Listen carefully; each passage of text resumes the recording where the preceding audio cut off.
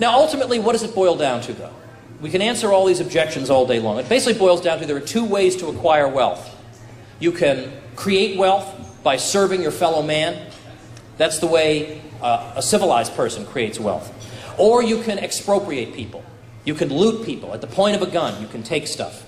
That's it. Everything boils down, one way or another, boils down to one of those two original ways.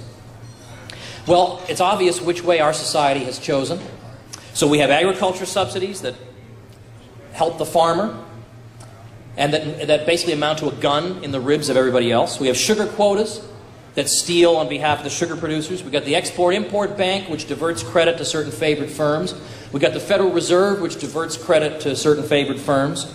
And this just goes on and on and on and on, not to mention all the other things, the military-industrial complex. All of this occurs through the barrel of a gun. And we have to ask ourselves, is this the most humane way for human beings to interact with each other? At the point of a gun. It's indirect. Sure, we hire somebody else to wield the guns.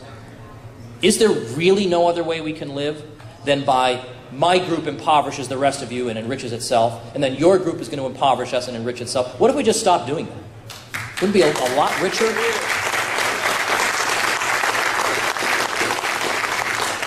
So it really boils down to, is the foundation of civilization peace and free exchange and voluntary interaction of individuals? Or is the foundation of civilization, as the state would have it, the gun, the badge, and the hangman?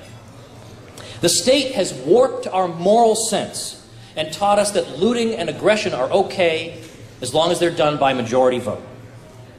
And it has turned us against each other. It has taken natural harmonies and replaced them with disharmony.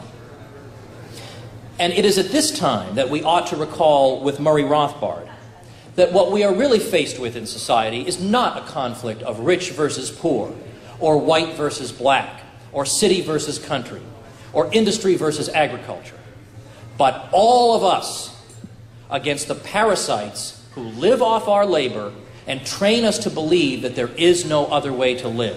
There is another way to live, and it's called liberty, and join us. Thank you. That's the first one.